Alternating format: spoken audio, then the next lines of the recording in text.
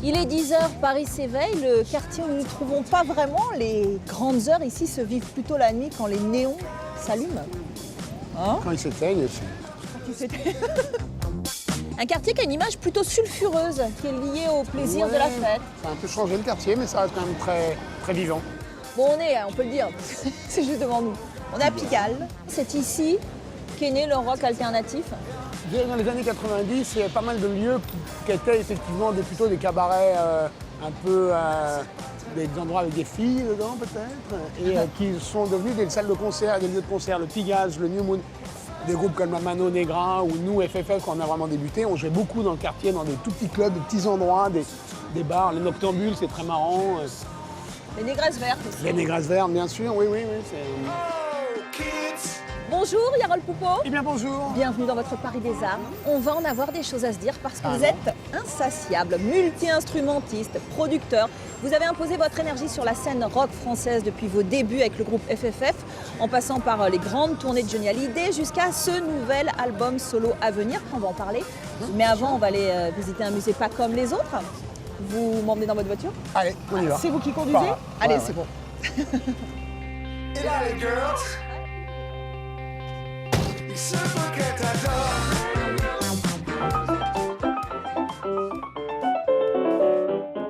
Il est niché derrière une discrète devanture. Le Phono Muséum abrite bien des trésors, des phonographes, des tourne-disques, des magnétophones de collection, bref, des machines qui un jour ont permis de restituer le son et qui nous racontent bien des histoires. Bonjour.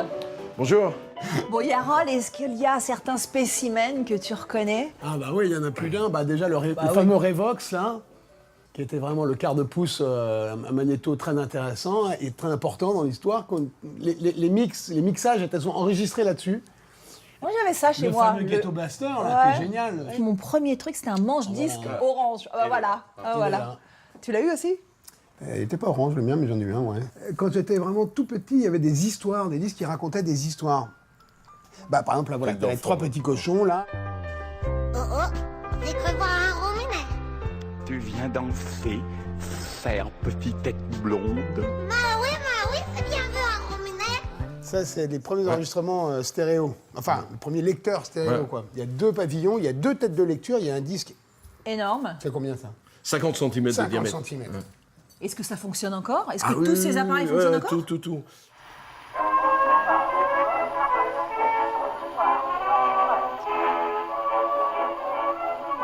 Tu te rends compte, c'était vraiment un rituel à l'époque d'écouter de la musique. Bah oui, on se rassemblait pour écouter de la musique. C'était pas un truc qu'on écoutait tout seul dans son coin, c'était forcément un truc social et de rencontre. Et c'est beau.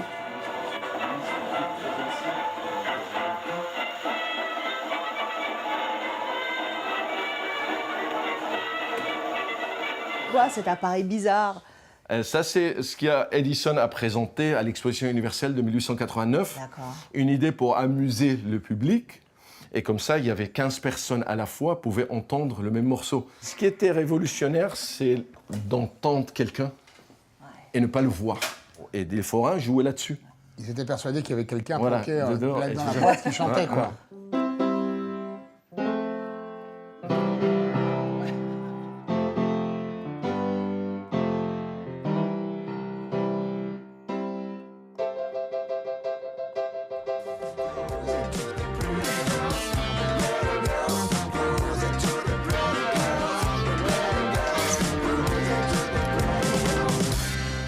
Yarol, on va commencer par ce qu'il y a devant toi. Et ce qu'il y a devant toi, c'est un album solo à venir, le premier, après une carrière bien remplie sur laquelle, bien sûr, on va revenir.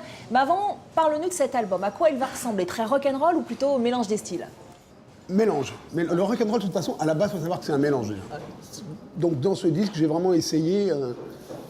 Alors, sans vouloir tomber dans une espèce d'exercice de style et de patchwork en faisant un morceau reggae, un morceau funky, un morceau rap ou un morceau rock'n'roll, non, j'ai essayé plutôt à l'intérieur de chaque morceau de mélanger différentes influences à l'intérieur des titres. Pour ton premier single, Boogie With You, tu as enregistré avec des amis musiciens, ta compagne apparaît dans le clip. C'est une histoire de famille. Ah bah de toute façon, oui, c'est toujours une histoire de... Encore une fois, donc là, c'est un album sur lequel il y a mon nom sur la pochette, mais ça reste une histoire de groupe, ça reste une histoire de potes, ça reste une histoire de bande, de musiciens, de copains.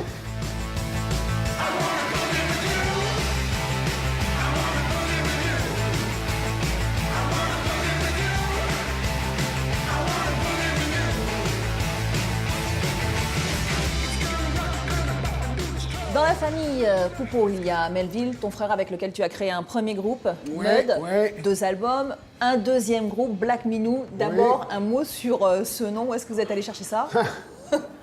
Alors en fait, en 2010, j'ai décidé de monter un groupe dans l'urgence, comme ça j'ai appelé tout de suite Melville et d'autres copains qui étaient là. J'ai trouvé un bar dans le quartier qui nous a acceptés. Et donc on n'avait pas de nom, on jouait ensemble et tout. Et une fois on a été joué dans un bar en Bretagne, à côté de Vannes.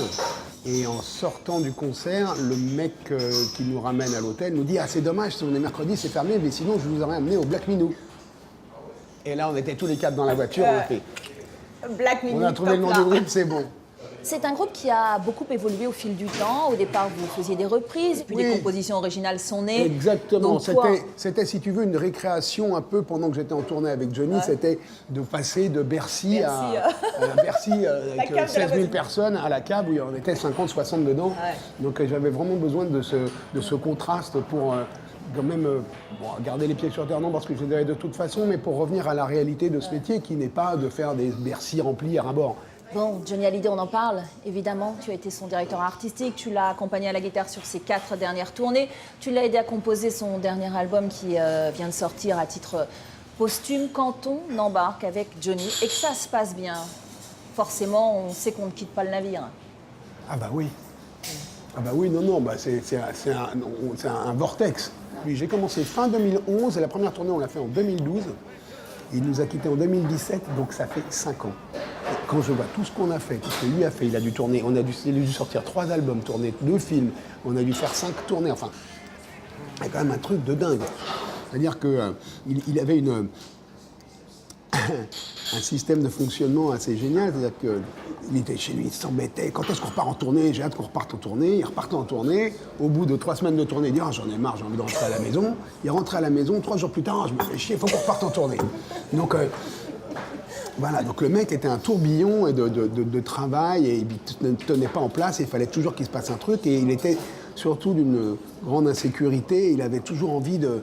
Il supportait pas de laisser le truc de côté et de se laisser porter. Non, il fallait toujours qu'il se passe un truc, toujours remonter sur scène, faire un nouveau disque, faire un nouveau film, faire un nouveau truc, écrire de nouvelles chansons. Si jamais on me dit que j'ai trahi, alors je ne bronche pas.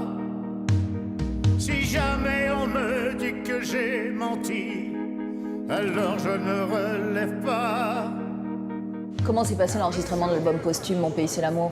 Moi, j'ai travaillé sur la création de l'album, sur la composition des chansons, et ça s'est passé comme, je pense, s'est passé souvent le travail autour d'un album de Johnny, sans qu'il y ait cette espèce de poids sur les épaules de la maladie qui planait. Alors, c'est sûr que c'était là, mais on l'oubliait très vite et on bossait avec Maxime au studio, on faisait une maquette, une démo de la chanson, on lui faisait écouter, il nous l'achetait à la gueule en disant c'est nul, les gars, vous foutez de ma gueule ou quoi, retournez bosser. On retournait bosser, on lui ramenait le truc, et ben voilà, c'est bien, c'est mieux comme ça, allez, retournez bosser maintenant.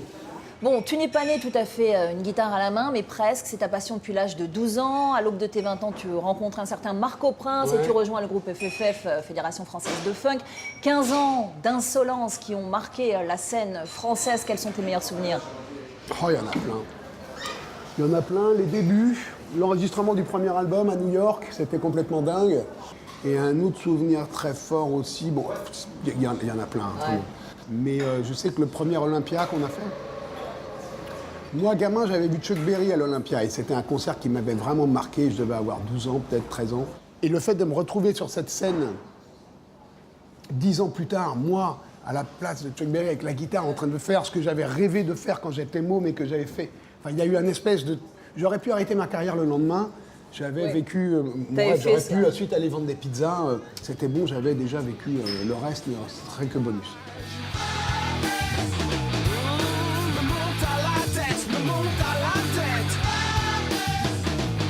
Après le 4e album de FFF, tu as beaucoup réalisé, beaucoup produit, des artistes comme Adrienne Poli, The Parisians, Ultra Orange. C'était une volonté à ce moment-là d'accoucher des projets des autres plutôt que des tiens? C'est toujours un travail que j'ai adoré, ouais. En fait, FFF, on avait beaucoup de tournées, on avait fait beaucoup de concerts.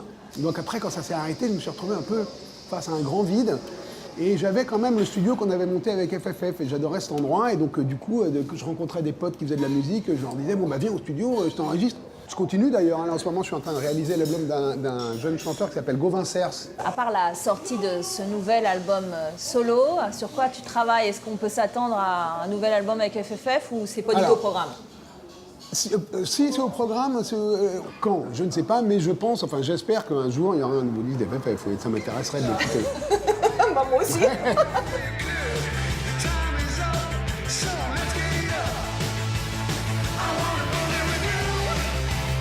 Dans son Paris des Arts, Yarol nous présente naturellement son frère, Melville.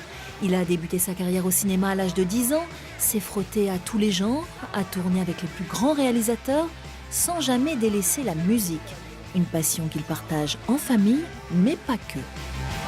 Bon, on n'est pas n'importe où. Ici, on est au bus Palladium. Vous avez plein de souvenirs. Alors, toi, tu as enregistré récemment le clip de Boogie With You. Tu as aussi composé la musique du film de Christopher Thompson. Vous avez joué tous les deux ici avec Black Minou. Quels ont été peut-être vos meilleurs moments? Quelques souvenirs? Moi, le premier souvenir que j'ai de cet endroit, enfin la première fois que j'y ai joué, c'est parce qu'on avait gagné le bus d'acier, qui était une récompense, enfin un trophée, remis par les rock critiques. Ça existait, je crois, dans les années 80 et 90. C'est en 93 avec FFF, En toi. 93 avec FFF. Et après, bah oui, à partir du moment où on a commencé à jouer ici ensemble avec Black Minou, il y a eu des concerts extraordinaires. C'est un dernier lieu où il y a vraiment des concerts de rock. Il y a un côté très festif et très copain, quoi. Est-ce que vous vous souvenez, vous, de la première fois où vous avez eu vraiment envie de jouer ensemble? Est-ce que ça s'est fait naturellement ou est-ce qu'il y a eu un événement un peu fondateur? On a commencé à jouer dans notre chambre quand on était gamin, chez notre mère. C'est ça, quand lui, il avait 12-13 ans. Oui, c'est ça, on était les White Stripes du 5e, quoi. Ça n'a pas duré longtemps parce que les voisins étaient vraiment pas contents. Mais ouais, voilà, il a commencé par être branché rock'n'roll, et puis après plus hard rock, et puis moi j'ai suivi un peu son parcours musical. Bon, vous, Melville, en ce moment, vous êtes sur les routes avec Benjamin Biolay pour nous livrer un spectacle qui s'appelle Songbook. Alors, on est dans cette tradition du musical élégant et intimiste. Et en même temps, c'est plus qu'un voyage musical, puisqu'il y a aussi des moments de théâtre, des séquences cinématographiques. Comment vous l'avez construit, ce spectacle? Comme Benjamin et moi, on n'a jamais fait de théâtre, on n'avait pas envie de se retrouver coincé dans un format, donc on change un peu tous les soirs. C'est pas des sketchs, mais c'est plus des duos. Et puis le fait que c'est assez intimiste, comme tu disais, il n'y a pas beaucoup de musiciens sur scène, on n'est que 3. On met en avant les textes, c'est que des chansons françaises, soit de Benjamin, soit du répertoire, et c'est les textes qui sont mis en avant, donc il y a une part de jeu, effectivement, comme lui aussi, il est un peu acteur, et moi un peu musicien, on mélange un peu nos deux passions, et il y a un côté un peu théâtral, mais je veux dire, c'est pas qu'on fait des sketchs ou qu'on récite des poèmes, hein, c'est... C'est pour la deuxième tournée, je veux bien voir ça. Pour la prochaine tournée. Quand vous recevrez ce petit billet, ma chérie, ne le flanquez pas au panier. Il chante bien? Ils sont super. Non. Ah bah si. Mais ça faisait longtemps que vous n'aviez pas rechanté. Ouais, carrément. Vous aviez quoi, envie de vous mettre un petit Non. peu en danger ou non? Pas envie. C'est Benjamin qui a voulu. C'est Benjamin qui a voulu, puis au bout d'un moment on s'est dit j'allais pas faire que la batterie ou que la guitare, on change un peu tous d'instruments, puis finalement il a écrit des chansons, il m'a trouvé des chansons dans son répertoire qui me correspondent pour le niveau de la voix et tout ça, donc, et puis il m'a mis à l'aise, et c'est un plaisir. Votre autre passion, c'est la fiction. Récemment, on vous a vu dans la série Insoupçonnable. Vous aimez jouer les méchants? Les méchants, ouais, il y a un côté jubilatoire, ce que j'ai trouvé agréable, c'est plutôt de jouer les bourreaux, parce qu'après, juste après, j'enchaînais avec un rôle où je faisais une victime, et c'était beaucoup plus douloureux. C'était beaucoup moins amusant à faire. C'est toujours plus douloureux d'être la victime. Ouais, mais à tel point que même à ce niveau-là, ça c'est... Voilà, c'est un très beau film de François Ozon qui sort en février, mais c'est vrai que le serial killer, c'était un vrai plaisir, quoi. Moi et tous les deux, vous allez nous... On n'arrête pas de faire de la musique. Bah ouais, on ensemble. n'arrête pas. Et donc Melville joue sur le disque, c'est lui qui fait la basse sur l'album. Donc tout ça, c'est un plaisir. Sa vie.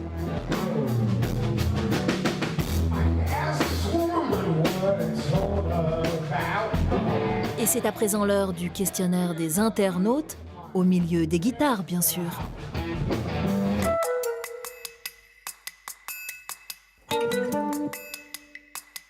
C'est Elvis Presley, que j'ai vu à la télé quand j'étais môme, mais j'ai eu un flash, pas possible.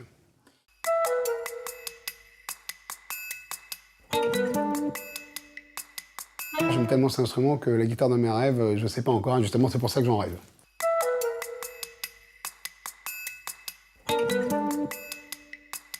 Le premier Bercy avec Johnny, c'était un souvenir de dingue.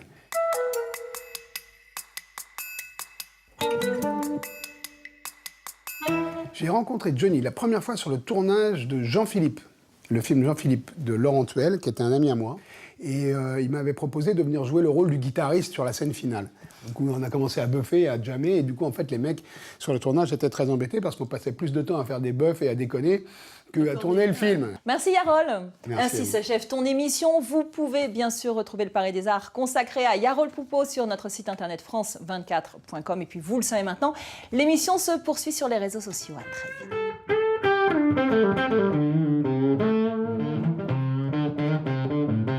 Pour ton premier single, Boogie With Me, tu vas enregistrer avec... With You. Oui, With You, pardon. Voilà. Allez, on y va. Je